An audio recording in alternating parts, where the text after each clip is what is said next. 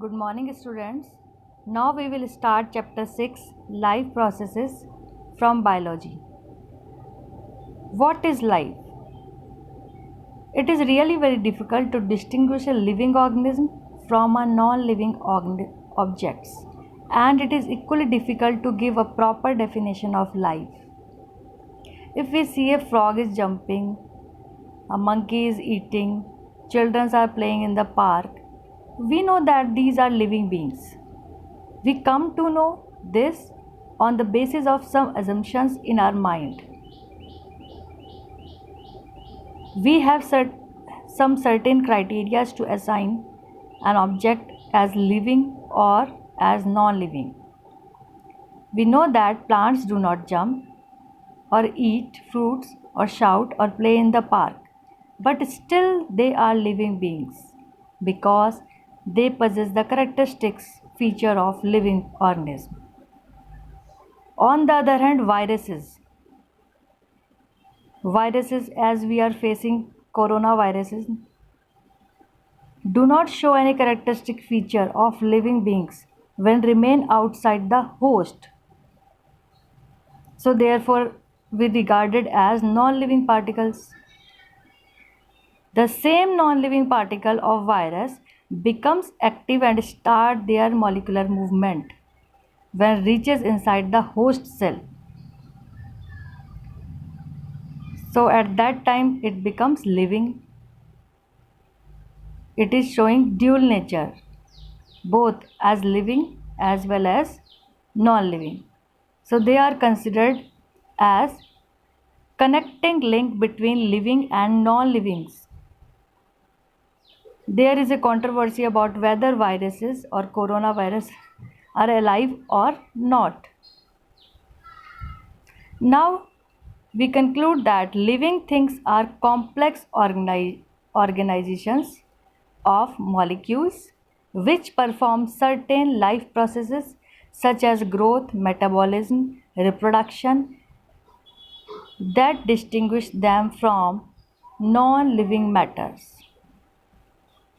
Now, what are life processes?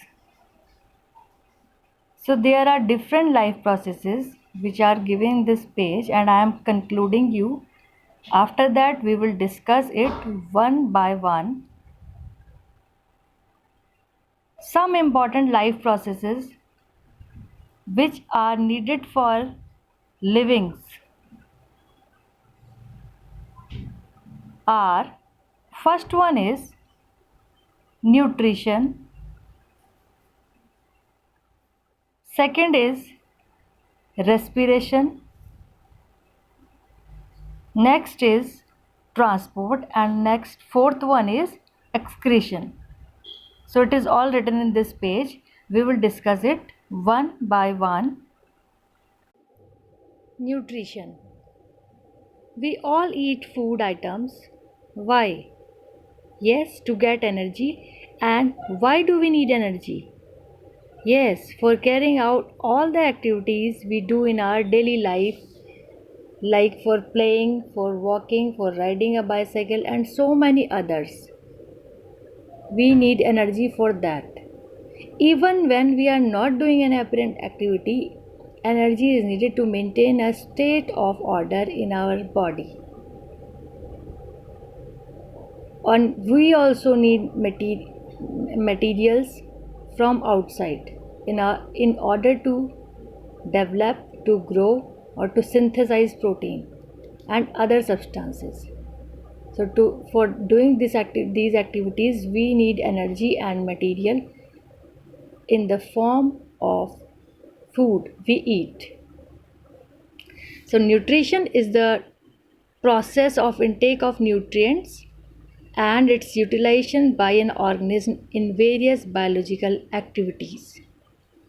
So now the question arises, how do living things get their food?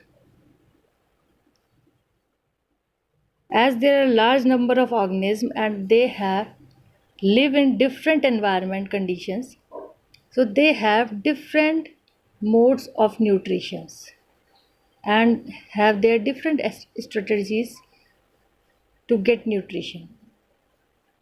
First one is that the organisms which make their own food with the help of raw materials present in the environment like carbon dioxide, water, and sunlight. The examples are plants. Plants make their own food with the help of photosynthesis process, and they take carbon dioxide, water, and sunlight from the environment as raw material. And some living things which do not make their own food or not able to make their own food, which depend on the plants or are called heterotrophs. Heterotrophs organism includes animals and fungi,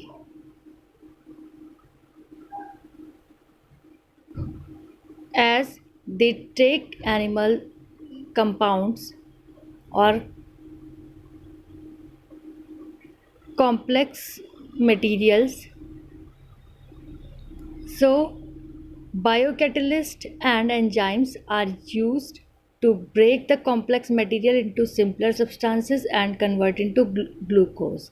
As both plants and animals get their energy from glucose,